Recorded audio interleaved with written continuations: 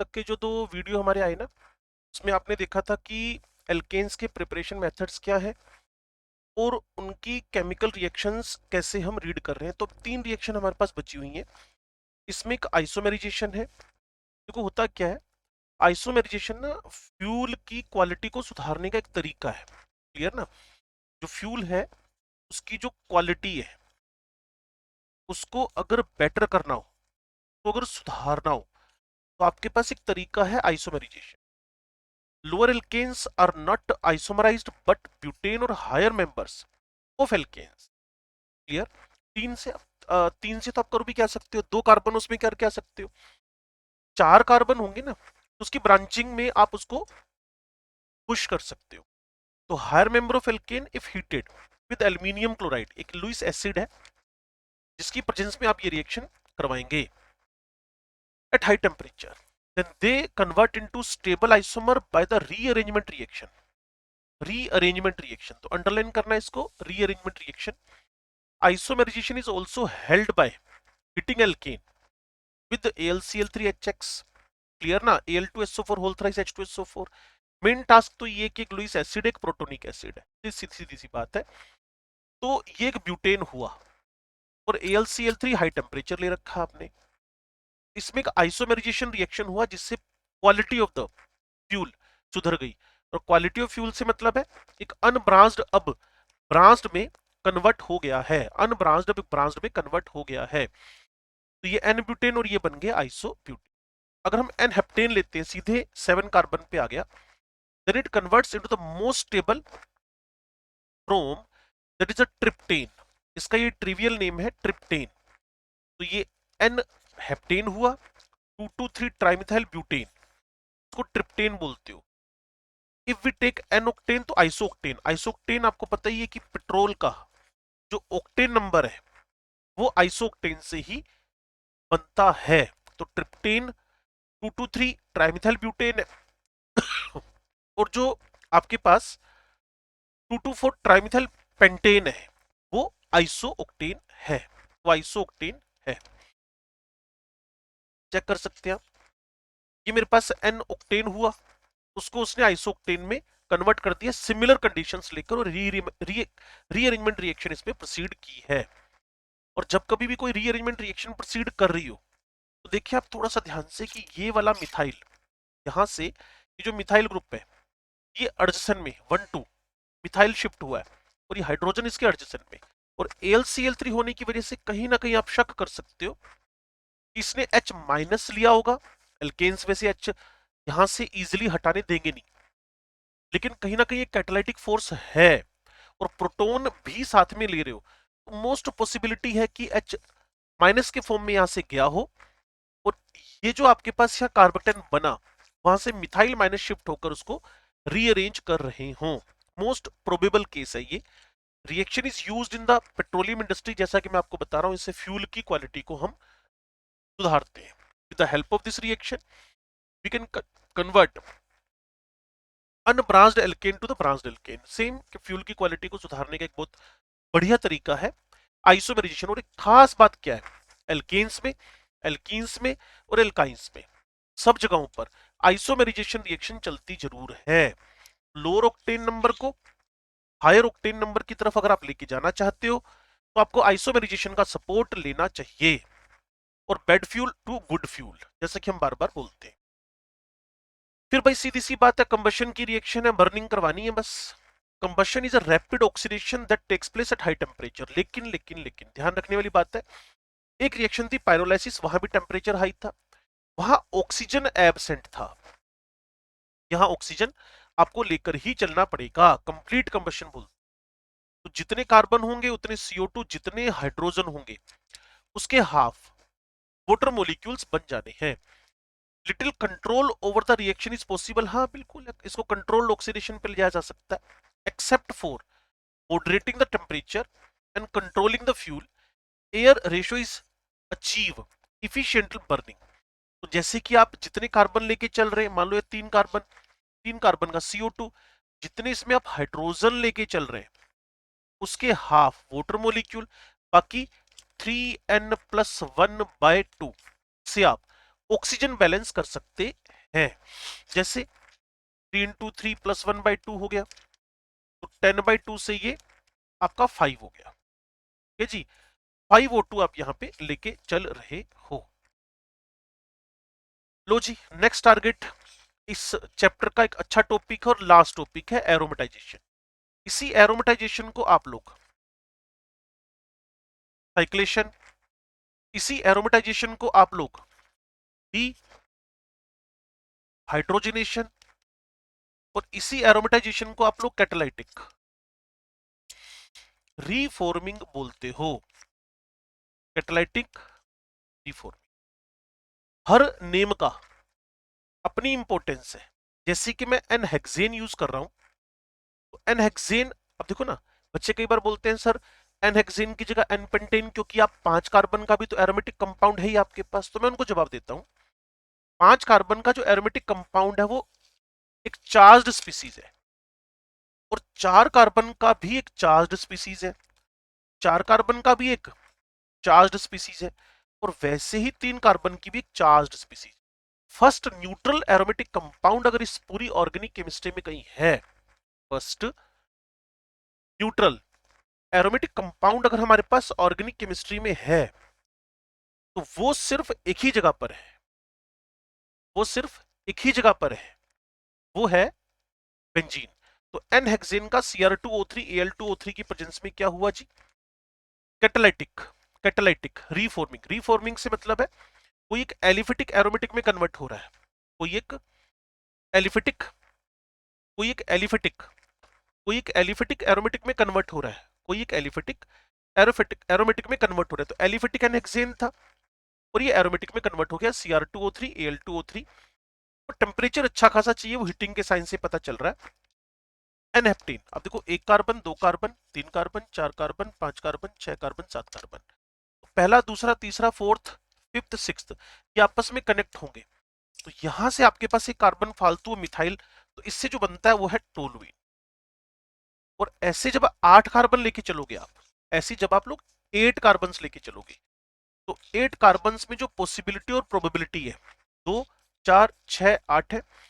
First को और sixth को जोड़ दोगे तो इथाइल बेंजीन बन जाएगा, और अगर सेकंड को और सिक्स्थ को जोड़ दोगे, 2 मिथाइल आपके साइड में ये बचे रहेंगे, जो कि इसको ऑर्थोजैलीन बनाएंगे, जो उसको ऑर्थोजैलीन में कन्वर्ट करेंगे। तो हमारे पास एल्केन के प्रिपरेशन, एल्केन की फिजिकल, एल्केन के केमिकल रिएक्शन ये टारगेट चल रहे थे, और इस वीडियो को आपको जरूर देखना चाहिए। तो अब हम आगे की तरफ बढ़ते हैं। तो यहां सिंगल कंप्लीट चार्ट में एल्केन्स को बता दिया गया है। तो हम भी देखते हैं कितना टाइम इसमें लगता है। जैसे इस वीडियो को भी 8 मिनट के आसपास हुए, तो मान लो 8:15 पे, 8 मिनट 15 सेकंड पे इनको शुरू करते हैं, फिर देखेंगे टाइम कितना लगता है। स्टार्ट कर रहे हैं। Alkynes, hydrogenation, alkanes, alkenes, Sabatier Senderens in the presence of nickel, then alkanes, alkyl halide का zinc copper HCl, red P HI, lithium aluminium hydride with few precautions, alkanes, RX Wurtz reaction RR alkane, RX Franklin reaction RR alkane, RX Corehouse reaction जिसमें tertiary avoid करने, primary आप यहां लेकर चले और tertiary R alkyl negative की जगह लेकर चले alkane. Grignard Zerewitinoff of active hydrogen determination, again alkane RH बनेगा। Aldehyde ketone acid acid derivatives red PHI सभी को खत्म करके एल्केन में कोरस्पोंडिंग एल्केन्स। कीटोन का क्लिमेंशन एल्केन, बस सीओ को CH2 में कन्वर्ट कर दें। उसके बाद वोल्फ किश्नर RCOR, RCOR, जिसमें आप क्या कर रहे हो, इसमें आप हाइड्रोजन पे रिएक्शन करा के हाइड्रोजन फिर बेस की प्रेजेंस में CO को CH2 में कन्वर्ट कर रहे हो। एक था ट्राई एन एल्काइल बोरेन बने, उसका अगर रिडक्शन करवा दो तो एल्केन। ये soda lime decarboxylation RH is the answer, और कोल्प्स तो RR आपका आंसर। जो इसकी रिएक्शंस है, जो इसकी जनरल रिएक्शंस है, उसमें हेलोजिनेशन करवाया RX बना। जो क्वेश्चन बनते हैं, how many mono haloalkanes will be formed, how many mono halogenation या mono haloalkanes are formed. Nitration, जिसपे carbon carbon carbon hydrogen bond break होएगा। सल्फोनेशन, जो एक अच्छा लिविंग ग्रुप है एल्केन, सल्फोनिक एसिड बनेगा। SO2Cl2 जिसको रीड्स रिएक्शन बोलते हैं, डिटर्जेंट बनाने में यूजफुल है, RSO2Cl बनेगा। ब्रांच्ड एल्केन्स बनाने हो अनब्रांच से, आइसोमेराइजेशन जो इसी वीडियो का पार्ट था वो बनेगा। पायरोलाइसिस पिछले वीडियो का पार्ट था जिसमें एक हायर एल्केन को लोअर एल्केन में, स्मॉलर एल्केन में और एल्कीन में कन्वर्ट करते हो। फिर एरोमेटाइजेशन जो इसी रिएक्शन का इसी वीडियो का पार्ट था जिसमें एक 6 कार्बन मिनिमम लेकर हेक्सेन बनाते हो। फिर है आपके पास डाईएजोमीथेन, ये रिएक्शन कहीं थी नहीं तो आप समझ लें जब भी आपके पास कोई एल्केन हो उसमें इंसर्शन रिएक्शन करवानी हो, है ना, इंसर्शन रिएक्शन करवानी हो तो डायजोमीथेन इंसर्शन रिएक्शन करवाने में कैपेबल हो जाएगा। इंसर्शन रिएक्शन में एक H हटेगा, वहां CH2 जुड़ जाएगा, या इसी का दूसरा ऑप्शन आपके पास क्या है, CH3, CH2, CH2, यहां H हटेगा और उसकी जगह पर CH2 लग जाएगा। तो इंसर्शन रिएक्शन है जो डाइजोमीथेन करवा सकता है। ठीक है जी, तो ये हमारे पास एक फास्टेस्ट वे में 8:15 से 11:15 3 मिनट में हमने इसका रिवीजन कर लिया है। तो अगला पार्ट इस चैप्टर के अंदर आपको मिलता है एल्कीन्स, तो उसके बारे में हम पढ़ना स्टार्ट करते हैं, कुछ क्वेश्चंस उठा लेते हैं तो उससे हमें एग्जैक्ट समझ में आ जाएगी बात। देखो जी, पहला क्वेश्चन है which of the following alkane can't be made in good yield by the Wurtz reaction. तो 2020 का क्वेश्चन है, तो बड़ा प्यारा सा जवाब बनेगा। ये अगर सिमेट्रिकल हो जैसा कि मेरे एक दो वीडियो में फर्स्ट और सेकंड में, तो सिमेट्रिकल हो तो ज्यादा अच्छा है। 2,3 डाइमिथाइल ब्यूटेन, उसने कहा कांट बी मेड, तो ये तो बनाया जा सकता है। तो भाई ये भी इवन है, ये भी इवन है, ये भी इवन है, ये भाई साहब ओड है, तो सीधे सीधे इसको टिक मार। समझ तो आप गए होंगे। तो जी सेकंड क्वेश्चन की तरफ बढ़ते हैं। तो 2019 में नीट ओडिशा स्पेशल हुआ था, वो जो फ्लड एरिया था उस तरफ। The alkene that gives only one monochloro product on chlorination. अगर आप ढंग से पढ़ते हैं तो लिटरली कॉपी पेस्ट क्वेश्चन आते हैं। With chlorine in the presence of diffused sunlight, और वैसे भी क्लोरीन को डिफ्यूज्ड सनलाइट की ही नीड होती है। तो हमें एक मोनोक्लोरो प्रोडक्ट बनाना है, सिर्फ एक मोनोक्लोरो प्रोडक्ट बनाना है। तो चेक कर लेते हैं जी, थोड़ा सा गड़बड़ हुआ, ये कीबोर्ड पे मोबाइल का अटैक हो गया। तो जब आप ब्यूटेन पे 2,3 करेंगे तो भाई एक प्रोडक्ट यहां यहां यहां यहां, तो दो सेकंड सेकंड यहां आ जाएंगे, एक ही चाहिए। लो जी, आंसर पकड़ में आ गया। ये स्ट्रक्चर नियोपेंटेन का है and all carbon atoms are same, ये वाला ये वाला ये वाला ये वाला, एक ही प्रोडक्ट यहां बनेगा। ये answer should be B. N pentane 3 product दे सकता है अगर कायरल वगैरह ना गिने जाए, तो आइसोपेंटेन भी ज्यादा प्रोडक्ट दे देगा, 4-5 के आसपास। तो कुल मिलाकर हमें एक चाहिए था, तो आंसर आपका बी बन रहा है। और क्वेश्चन ढूंढे जी, ये लो 2018 में नीट वाले लिखते हैं hydrocarbon A, okay, reacts with bromine, ठीक हो गया, by substitution to form an alkyl bromide. इतनी बात समझ में आ गई, कोई एल्काइल हैलाइड था उस पे ब्रोमीन का रिएक्शन हुआ, आरबीआर बना जैसा कह रहा है, और सब्स्टिट्यूशन वर्ड यूज किया, which by Wurtz reaction is converted to gaseous hydrocarbon containing less than 4 carbon atoms। तो भाई सिंपल सी बात, अगर मैं इसका हेलोजिनेशन करवाता हूं तो इथाइल ब्रोमाइड बनाएगा, और फर्दर वर्ड्स करवाता हूं तो कम से कम 4 कार्बन आएंगे। यहां सब्स्टिट्यूशन एक्सपेक्टेड ही नहीं है, तो मेरा आंसर मीथेन के अलावा कुछ भी नहीं हो सकता। तो क्वेश्चन पढ़ना चाहिए, जल्दी उसको छोड़कर निकलना नहीं है। तो देखो आप किस लेवल का क्वेश्चन आ रहा है जिसको आप समझ चुके होंगे। चलिए आगे बढ़ते हैं, क्वेश्चन नंबर 4 की तरफ चलते हैं। नीट 2016 में पेज 1 में दिया गया correct statement regarding the comparison of staggered and Eclipse. इसी चैप्टर में ये ध्यान रखिएगा, जब आप alkane alkene alkyne chapter hydrocarbon पढ़ते हो तो उसके जो चैप्टर 13 नंबर चैप्टर 13 एनसीईआरटी की 11th क्लास का, तो उसी के अंदर हमें दिखा रखा होता है एग्जैक्टली किसके बारे में, about the staggered form eclipse form. तो ये भाई साहब बोल क्या रहे, the correct statement regarding the comparison of staggered and eclipse कॉन्फर्मर।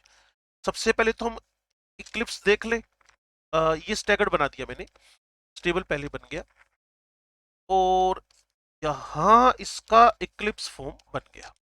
Okay, सही बात बतानी है इसके बारे में, Eclipse conformation of ethane is more stable, ये तो बिल्कुल ब्लंडर हो गया, काट दो भाई इसको। Eclipse conformation of ethane is more stable, काट दो इसको यहां से। Staggered conformation of ethane is more stable रख लेते हैं जी। Staggered conformation of ethane is less stable, काट दो इसको, सीधा सीधा आंसर। इतनी सी बात है, अगर आप चैप्टर को ढंग से पढ़ के जा रहे हो और चैप्टर को ढंग से पढ़ कर गए, तो केमिस्ट्री वाले सर आपसे प्रॉमिस करते हैं कि आप कभी भी गलती से भी कोई क्वेश्चन, चाहे ऑर्गेनिक हो चाहे इनऑर्गेनिक हो, गलत करके नहीं आ सकते। 2016 पेज 2 का एल्केन का क्वेश्चन है, compound that will react most readily with gaseous bromine has a formula. The compound that will react most readily with gaseous bromine has a formula. सबसे फास्टेस्ट रिएक्ट कौन करेगी? तो चेक कर ले, ये आपके पास इथेन है, यहां आपके पास हाइन है, देन आपके पास ब्यूटेन है, फिर आपके पास इथेन। खास हम तो दिया नहीं उसने। गैसियस ब्रोमीन, क्योंकि ब्रोमीन लिक्विड में होता है। जब ब्रोमीन लिक्विड में, तो ब्रोमीन को जब आपने गैस में कहा, तो इसका मतलब टेम्परेचर क्या हो चुका है? बाय डिफॉल्ट हाई हो चुका है। तो हाई टेम्परेचर पे, और देखो इसमें ना एक खास बात है कि CCl4 टाइप के सोलवेंट एब्सेंट रखे हैं। उसने कहा जी मोस्ट रेडली कौन रिएक्ट करेगा, तो ट्रिपल बॉन्ड को तोड़ना मुश्किल है, इसके अंदर सेकेंडरी हाइड्रोजन, इसके अंदर सेकेंडरी सेकेंडरी हाइड्रोजन, और टेम्परेचर दे रहा है आपको वो, ब्रोमीन तो लिक्विड है। तो कहीं ना कहीं इन दोनों में से जहां भी पॉजिटिव इंडक्शन ज्यादा मिलेगा, उसके वहां रिएक्ट करने के चांसेस बढ़ जाएंगे। इथीन का भी बॉन्ड कंपेरेटिवली एडिशन रिएक्शन में डिफिकल्ट हो जाएगा। अब देखते हैं इसका पर्सपेक्टिव क्या रहा, तो एक बार इसको रीड कर लेते हैं हम लोग, क्या कह रहे हैं भाई साहब। देखो जी, इसने लिखा हमें, in gaseous state bromine forms free radicals, तो साफ सी बात है रिएक्शन इल्कीन और एल्काइन से तो परे हो गई है, और more prone to have free radical substitution. ठीक, C4H10 reacts more readily with gaseous bromine via free radical mechanism। अब ऐसा क्यों है, थोड़ा सा हमें ये समझना है कि अगर मैं आइसोप्रोपाइल बनाता हूं और मैं सेकेंडरी ब्यूटाइल बनाता हूं, तो इनमें से स्टेबल फ्री रेडिकल ये होएगा पॉजिटिव इंडक्शन होने की वजह से। तो इसीलिए इन्होंने ब्यूटेन आंसर को रिकमेंड किया है। क्वेश्चन अच्छी कैटेगरी में चला गया, और 2015-16 में वैसे भी इन लोगों ने थोड़ा सा गुस्से में आकर क्वेश्चन अच्छे ही डाले हुए थे। लिक्विड हाइड्रोकार्बन C5 से C17 तक है, can be converted to a mixture of gaseous hydrocarbon. तो भाई एक ही तरीका हो सकता है, वो है क्रैकिंग। अगर आपने एग्जैक्टली वर्ड टू वर्ड वो जो मैंने आपको वीडियो नंबर 1 वीडियो नंबर 2 दिया है, और एल्केन मुझे नहीं लगता कि पौने 2 घंटे से ऊपर पढ़ा है, उसके बाद हमने ये क्वेश्चन शुरू कर दिए, छठा क्वेश्चन है, और उन पढ़ी हुई थ्योरी में से उस वीडियो के अलावा क्वेश्चन आपको कहीं से मिल भी नहीं रहा। लो जी, 2010 में ब्यूटेन वैसे एनसीईआरटी में दिए नहीं है, लेकिन ये है भी वैसे 11-12 साल पुराना क्वेश्चन। तो हमें पूछा जा रहा है, in the following the most stable conformer of n butane. Most stable conformer, देखो भाई ये पड़ोसी है, तो जी सीधा सीधा आंसर आ गया। जिसको आप एंटी फॉर्म बोलते हो, जिसको कि आप स्टेगर्ड फॉर्म बोलते हो, तो ये वाला सबसे स्टेबल है। और सबसे अनस्टेबल पूछ ले, तो आंसर आपका ये आ जाएगा, जो एग्जैक्टली इक्लिप्स्ड स्ट्रक्चर है। तो अगर ये बात आपके दिमाग में एंटर कर गई, तो क्वेश्चन नंबर 7 कॉन्टिन्यूटी में बिना किसी बोदर के आपने कर लिए, और वैसे भी कोई पेपर ऑर्गेनिक केमिस्ट्री का बोदर वाला होता नहीं है। Which of the following reaction is expected to readily give a hydrocarbon product in good yield? readily give a hydrocarbon product, तो इसका तो डिकार्बोक्सिलेशन हो जाएगा, आर आंसर। इससे तो आर आई आएगा, तो ये तो हमारी लिस्ट से बाहर ही हो गया है ना। हंसडिगर रिएक्शन है ये, वैसे ब्रोमीन बनाने के लिए बेस्ट मानी जाती है, और यहाँ तो वैसे इसका बिर्नबॉम सिमोनिनी रिएक्शन होकर एस्टर बनता है ना, और CCl4 इसका सोलवेंट रहेगा। ये आपका फ्री रेडिकल सब्स्टिट्यूशन हुआ। रिडली वर्ड में थोड़ी दिक्कत है, और लाइट लेकर चल रहा है वो, और ये वैसे भी हमारे टारगेट पे है ही नहीं, क्योंकि कहीं ना कहीं आपने कार्बन पे 2 मिथाइल लगाए हैं। अब इसमें कुछ कार्बन वार्बन हाइड्रोजन की कमी जो लिखा है उसके अकॉर्डिंगली मैं आपको बता रहा हूँ। तो इथेनॉल के साथ सब्स्टिट्यूशन रिएक्शन के चांस है, और तो कुछ बनने के चांस है नहीं। तो हमारे टारगेट पे ना तो ये है, बस फर्स्ट और थर्ड है। तो रेडली वर्ड यूज किया है, इलेक्ट्रोलाइसिस ऑफ सोडियम और potassium salt of carboxylic acid gives good yield of hydrocarbon. Good yield word ये रहा, गुड यील्ड। और वैसे भी इसको लेबोरेटरी मेथड बोलते हैं। जब एनसीईआरटी पढ़ते हो ना, तो सोडा लाइम के साथ डीकार्बोक्सिलेशन एक लेबोरेटरी प्रिपरेशन है। दैट्स वाई एक प्रॉब्लम और है ना बच्चे, अगर आपको आरआर बनाना, यहां आपके पास क्लोरीन अगर होएगा तो एल्कीन भी बन जाएगा, मिक्सचर बनते हैं। और आपको पता है जब आप हेलोजिनेशन करवा रहे हो तो फ्री रेडिकल बनेगा, और फ्री रेडिकल जहां बनता है वहां डिसप्रोपोर्शनेट टाइप के आंसर भी आते हैं, डिसप्रोपोर्शनेशन टाइप के आंसर भी आते हैं। थोड़ा सा पुरानी और पुरानी पीएमटी में चले गए, इन द कमर्शियल गैसोलीन्स, ये सिलेबस से बाहर की बात है, फिर भी आप समझ लें कि गैसोलीन एल्केन है। The type of hydrocarbon which is more desirable, clear, वो श्योर है। मैंने आपको बताया था अगर अच्छा फ्यूल आपको चाहिए, अगर आपको अच्छा फ्यूल चाहिए तो भाई ब्रांज्ड होना चाहिए। तो ब्रांज्ड हाइड्रोकार्बन अच्छे फ्यूल की कैटेगरी में आ रहे हैं, ब्रांज्ड हाइड्रोकार्बन अच्छे फ्यूल की कैटेगरी में आ रहे हैं। अभी किया था ये question, most stable configuration of n butane, तब ये सिलेबस में था, एनसीईआरटी में छपा हुआ था। तो वो आपका स्टैगर्ड और एंटी फॉर्म में, ये आंसर आ रहा है इसका। लो जी, कॉन्टिन्यूटी में हमने क्वेश्चन कर लिए, और अब हमारे 11वां क्वेश्चन है, ला distance between two adjacent carbon atoms is largest in. तो भाई यहां कार्बन कार्बन की बात करो तो 1.5 बॉन्ड ऑर्डर है, इथीन में 1.34 बॉन्ड लेंथ और एग्जैक्ट डबल है। यहां की बात कर लूं, ब्यूटेन में तो सिंगल है, और लार्जेस्ट की बात करोगे आप एडजेसेंट कार्बन कार्बन, लार्जेस्ट तो सिंगल बॉन्ड ही होएगा, लार्जेस्ट तो सिंगल बॉन्ड ही होएगा, है ना। इथाइन तो ट्रिपल है बच्चे। In the free radical chlorination of methane the chain initiating step involves the formation of chlorine free radical. आपने मैकेनिज्म मेरे साथ में पढ़ा हुआ है, क्लियर। तो आंसर आ गया क्लोरीन फ्री रेडिकल्स का मैकेनिज्म देख लीजिएगा, सीधा सीधा आंसर आएगा। विच of the following compounds has a lower BP, जो ब्रांज्ड है, ब्रांज्ड है, तो आपके पास 1 2 3 4 5 भूल जाओ, इसके सामने तो डी के सामने ए तो भूल जाओ। बाकी जब डबल बॉन्ड आने लगे, डबल बॉन्ड आने लगे, डबल सिंगल डबल आने लगे, कहीं ना कहीं कॉन्जुगेशन है, पोलैरिटी डेवलप हुई है, स्टेबिलिटीज बढ़ी हुई है, तो आपका आंसर सीधा सीधा डी आएगा। इनका एक्सप्लेनेशन पढ़ ले। BP of alkane increases as the number of carbon atoms increases और molecular mass increases. Alkenes have high BP, इसीलिए ब्यूटेन सबसे कम बीपी का कंपाउंड है, सबसे कम बीपी का कंपाउंड है। ठीक है जी ना। जब आप इस क्वेश्चन को देख रहे होगे ना, तो reactivity of hydrogen atoms, GOC पढ़ लो, एल्केन एल्केन एल्काइन पढ़ लो, सब में एक ही बात थी कि tertiary carbon hydrogen bond, tertiary carbon hydrogen bond सबसे ज्यादा रिएक्टिव रहता है। टर्शरी कार्बोकेटायन बनता है ना बेटा उससे, और जहां आपके पास कोई स्टेबल कार्ब केटायन बन गया, कार्ब एनायन तो बोल नहीं सकता मैं, फ्री रेडिकल बन गया, तो वहां उस हाइड्रोजन का, उस बॉन्ड का रिमूवल उतना ही आसान हो जाएगा। तो टर्शरी, सेकेंडरी, प्राइमरी, इसीलिए इसका डी आंसर बनता है, क्योंकि उतने ही स्टेबल फ्री रेडिकल इससे तैयार होते हैं। के बाद एल्कीन शुरू हो गया, इसके भी क्वेश्चन करेंगे, लेकिन जरूरी है कि इसकी थ्योरी पढ़ ली जाए। तो टोटल 14 क्वेश्चन मैंने आपको एल्केन्स के करवाए हैं। वैरायटी चेक करना चाहते हो तो मेरे साथ में एक टिक कर बात को सुन लेना। देखो भाई, पहला क्वेश्चन उसने फोकस किया वर्ड्स का, लिख लो। दूसरा क्वेश्चन उसने टारगेट किया हेलोजिनेशन का, लिख लो। तीसरा क्वेश्चन उसने टारगेट किया कि मुझे वर्ड्स करवाना है, लो जी लिख लो। उसके बाद फोर्थ क्वेश्चन मेरे पास उसने टारगेट किया स्टैगर्ड इक्लिप्स का, कॉन्फर्मर।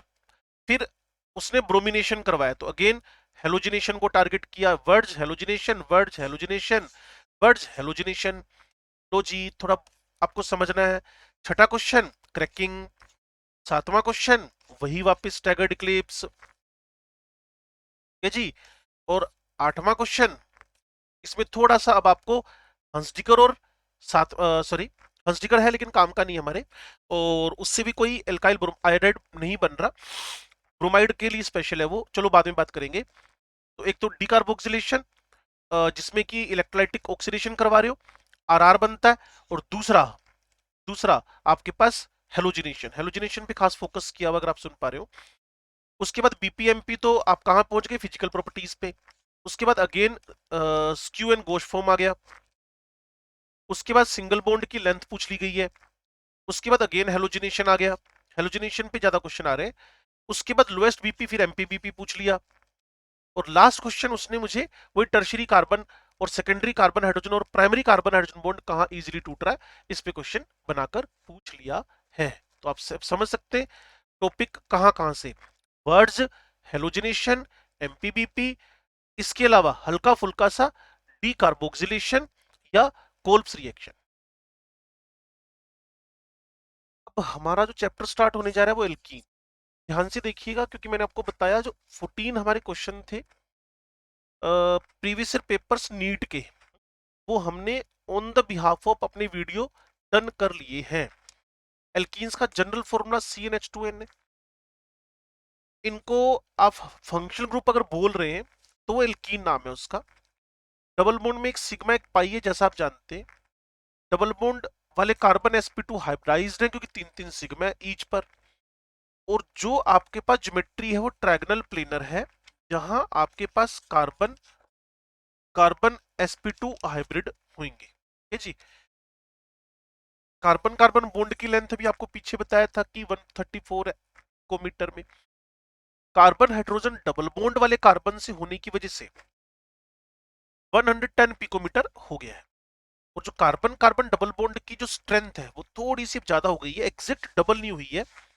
वो जो था अप्रोक्सीमेट 83-84 किलो कैलोरीज है, और ये 83 का डबल नहीं है, 20 के आसपास का फर्क है, 143.1 है। और कार्बन हाइड्रोजन वाली 100 के आसपास आ गई है। और ये बड़ी है, बड़ी तो ये भी है, क्योंकि वो sp3 कार्बन हाइड्रोजन था, ये sp2 कार्बन हाइड्रोजन है। वो sp3 कार्बन हाइड्रोजन था, ये sp2 कार्बन हाइड्रोजन है। अगर आप एग्जैक्टली समझ रहे हो तो हम टाइम खराब नहीं करते।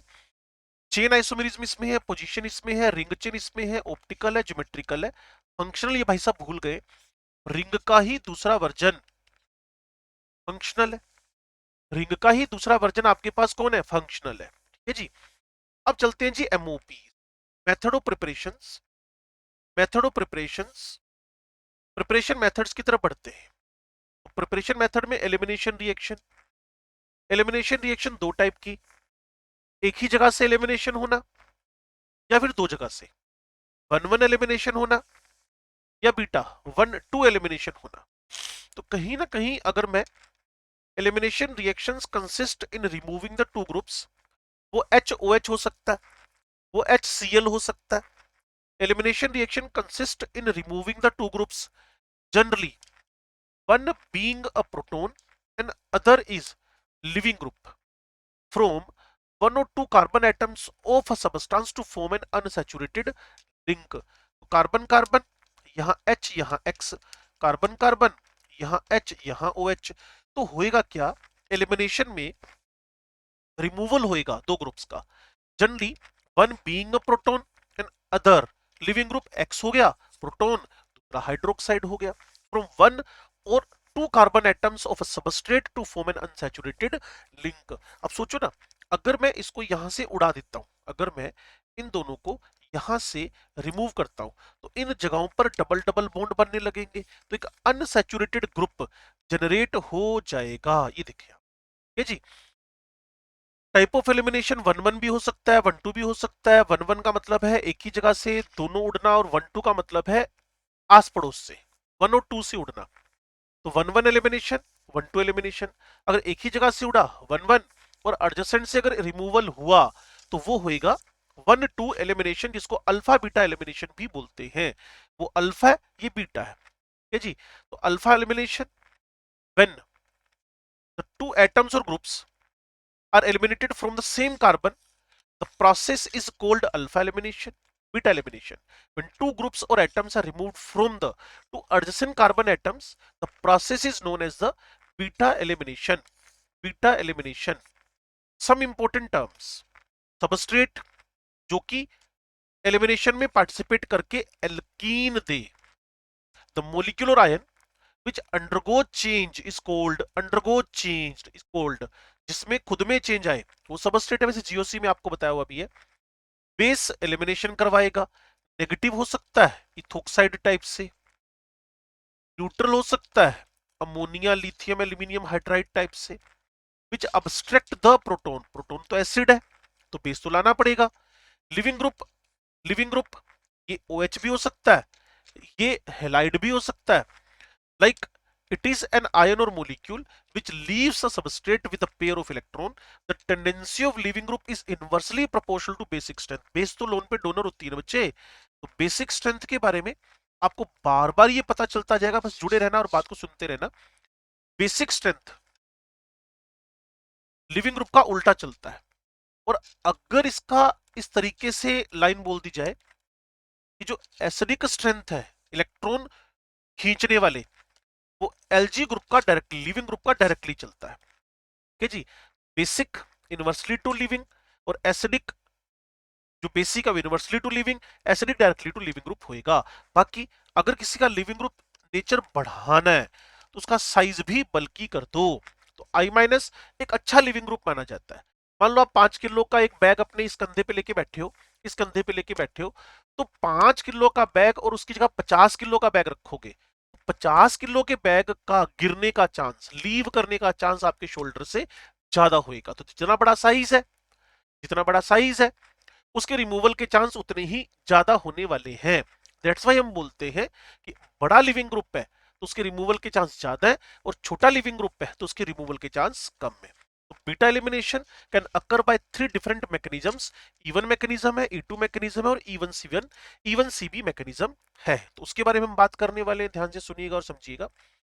तो इवन मैकेनिज्म में हमें क्या सीखने को मिल रहा है, E2 में हमें सीखने को क्या मिल रहा है, क्लियर। और इसके आगे इवन सीबी में हमें सीखने को क्या मिल रहा है, ये सारी बातें हम आपसे बात करने वाले हैं। और फिर अल्फा एलिमिनेशन की मैकेनिज्म, तो काफी कुछ है हमारे पास सीखने के लिए।